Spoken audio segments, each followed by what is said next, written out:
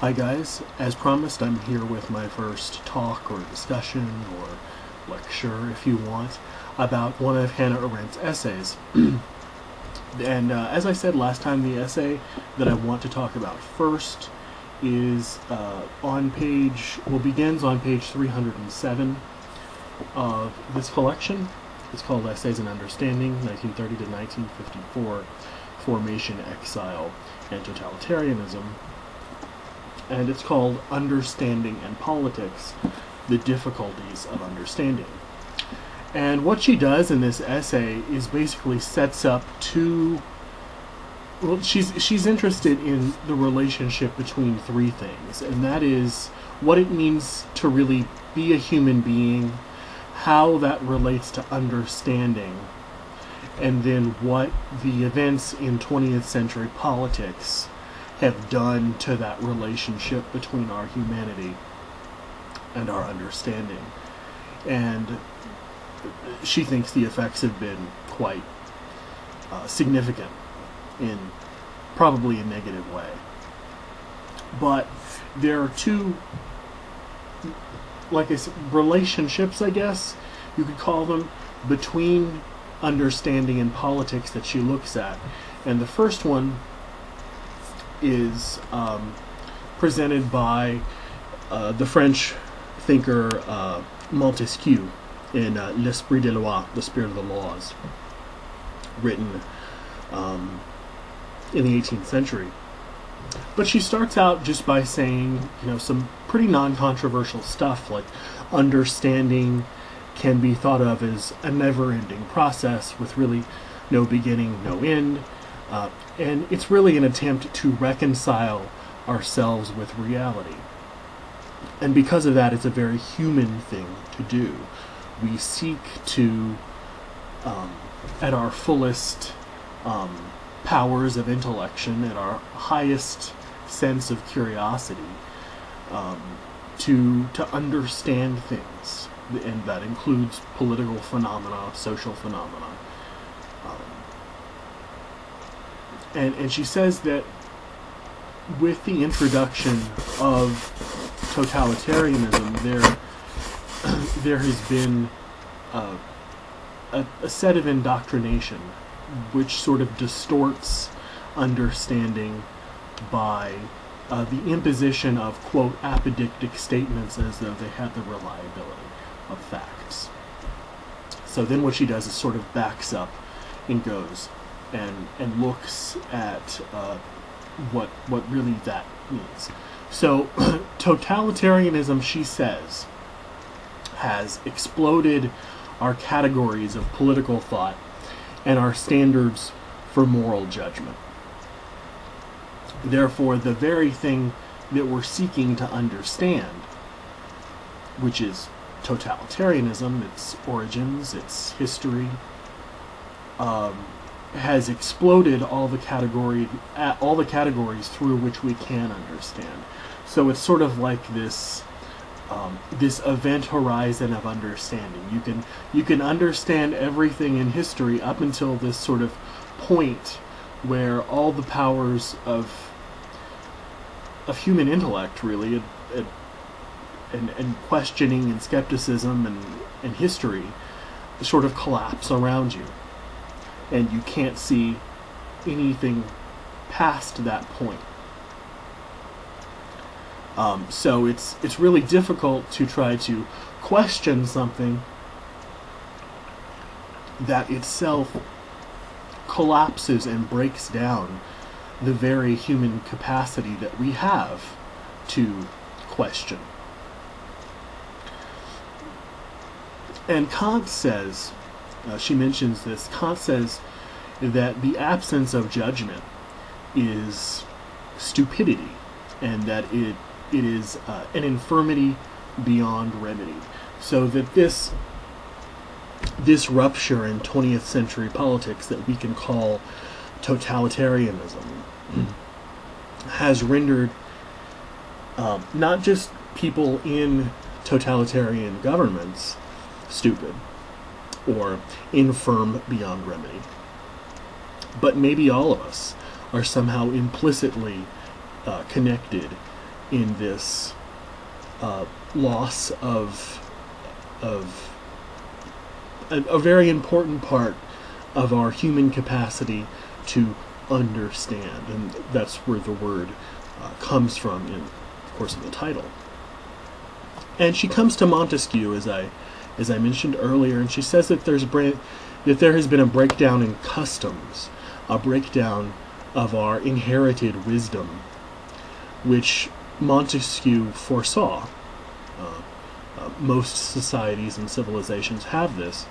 Montesquieu said that the laws and customs of a people held a country together, but that first a nation's laws can lose legitimacy, but custom and tradition only stave off disaster for a limited time, and that every contingency, Montesquieu says, every contingency must threaten a society which is no longer guaranteed by citizens.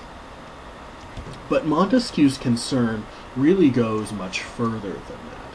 He's not just concerned with this sort of popularist, citizen-centered concern, idea of government.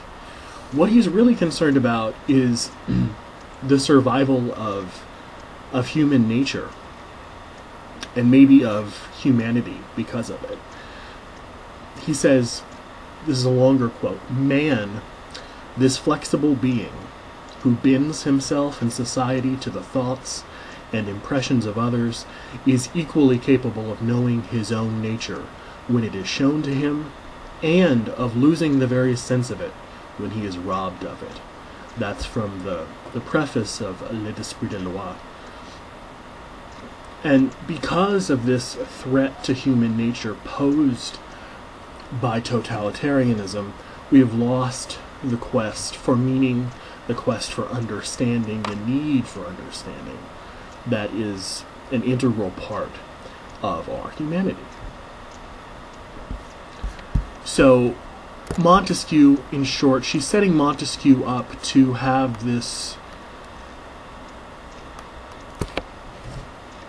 opinion of politics that if we can't understand and if we can't fully reconcile ourselves to what our political situation is, we've reached in many ways an existential point of crisis. That understanding has come to an end. Maybe because of that our humanity has come to an end. But because we can't really answer these questions about how we let some of the horrible things that happened under totalitarianism happen, that we're just left with a bunch of answers, or a bunch of questions that really can't be answered. And because we're not having this sort of dialogic conversation with ourselves, with history, with philosophy, and with other people, that the human conversation, for all intents and purposes, is over. At the same time, you have this contrasting view of history, this other paradigm, which she uses, I think, quite well. She uses St. Augustine, who you don't usually think of as being a very outgoing kind of thinker, as a sort of figure who represents the redemptive power of the human intellect. You have this possibility of history, and therefore of writing history, historiography, that it can only exist when an event occurs that is capable of illuminating its own past. And St. Augustine says in Civitas Dei, the City of God, he says that there might only be a beginning. Man was created before whom nobody was. So that there might be a beginning, man was created before whom nobody was. So that our appearance, and remember, this is a very different conception of history. This is a conception of history right at the beginning of the Dark Ages, after the fall of the Roman Empire. So it's tough to sort of put him right next to Montesquieu, a figure who comes, 12 centuries after him, and sort of a bit blithely, I have to admit, sort of compares their views on the history of the philosophy of history. But Augustine says that really man is the beginning of the possibility of freedom. And here's an extended quote from Arendt talking about that Augustine quote. And I'll say the quote.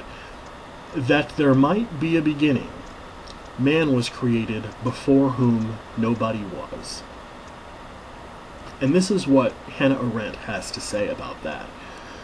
If the creation of man coincides with the creation of a beginning in the universe, and what else does this mean but the creation of freedom?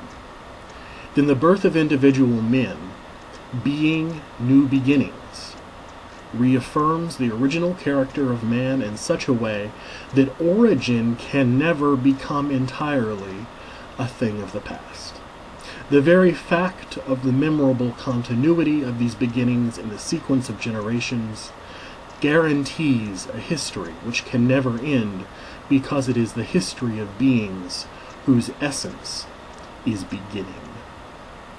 Now, when I came across this in the last few pages of the essay, my jaw just dropped.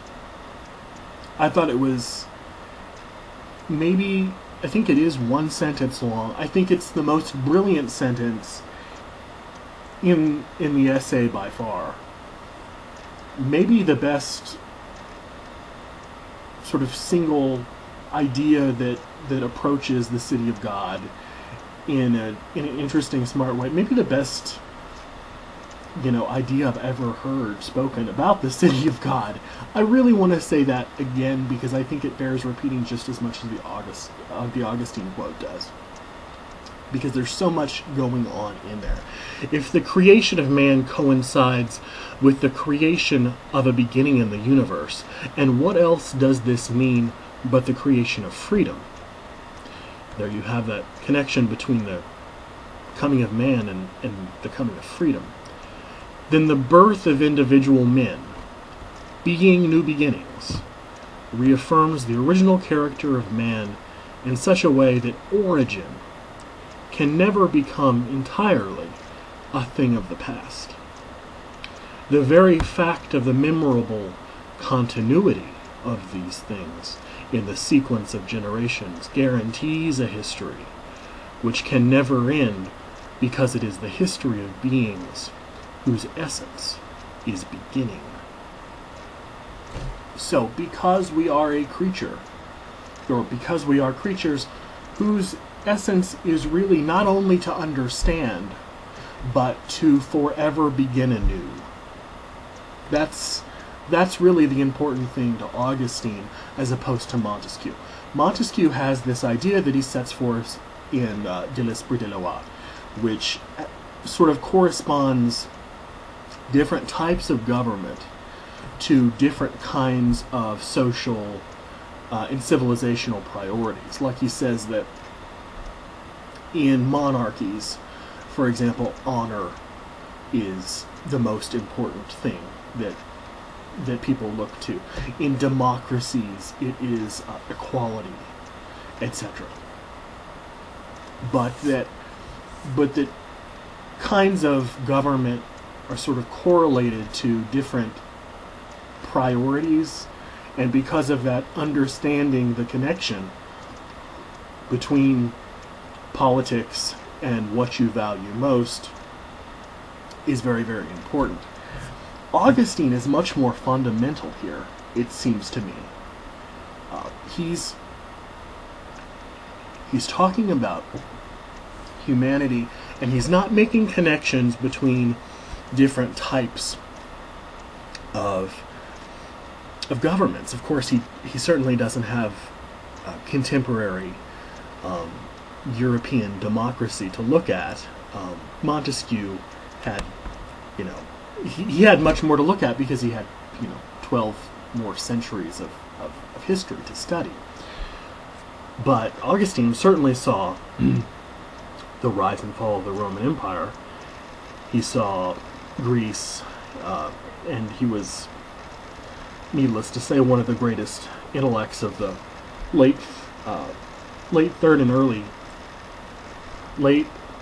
fourth and early fifth centuries. So Augustine is really much more hopeful than Montesquieu is. He doesn't think that any political crisis could ever be a crisis for human understanding and the human power of intellection. So whereas Montesquieu sets up this kind of existential crisis, Augustine's version of understanding is of beginning ever anew. It's sort of the antithesis of the last sentence of The Great Gatsby. Being born back ceaselessly into the past. Augustine sees us as being born forward, ceaselessly into the future. And that taking part in this dialogue, Arendt probably thinks St. Augustine would say, being part of this dialogue with totalitarianism is part of the price we pay for what Arendt calls being at home in this century. And of course, she's writing in the 20th century, not this century. But, she ends the essay by saying something about King Solomon, who himself was, of course, if you know anything about the Bible, no stranger to political action. King Solomon praying for the gift of an understanding heart. And he realized that this is the only thing in the world which will take upon itself the burden that the divine gift of action, of being a beginning, and therefore able to make a beginning, has placed upon us. And she ends the essay in a sort of ambiguous way, not really telling us whose version of trying to reconcile understanding and politics she really goes for. But I have to say that at least the way she set it up, not having read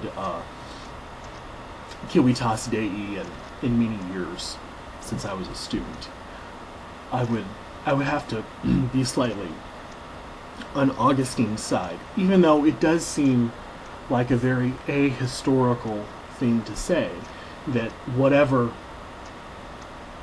has gone before us doesn't matter. Or not so much that it doesn't matter, but that we can deal with it, we can think through it. We have the semi-divine power of human intellect, which nothing can overcome. And you can see in just several hundred years in the Enlightenment how vastly different Montesquieu's vision of the philosophy of history had become. As far as criticism of the essay, I think there are a lot of things to criticize here. First of all, what Arendt does is she doesn't really tell us where she comes down on matters at all. She sets up what she thinks understanding is, and she tries to present this version of Montesquieu and this version of that's maybe best put on display by St. Augustine. Excuse me, that's the phone. And but she doesn't really try to work them through. And she doesn't also say how, as she does in the beginning of the essay, how this totalitarianism is going to create this massive rupture in human history and human understanding. She doesn't say how that's going to happen. I mean, why I can understand how it's radically different. How it's, much, much, much more horrible than anything we possibly could have imagined. But then again, I guess you could sort of say that the birth of Greek democracy was very different, not in a horrible sense, but that it was a radical break with the ancient Greek tyrants, and that feudalism was sort of a radical break with what came before it. So in that sense, it's a change, but she doesn't really fully flesh out how totalitarianism is such a radical change that it could possibly have such a drastic effect on humanity and our power to understand what's happening to our political world. But these are a few of the thoughts I had about the essay. If you have any more, let me know, leave me a comment, and I'd love to talk about it. Bye, guys.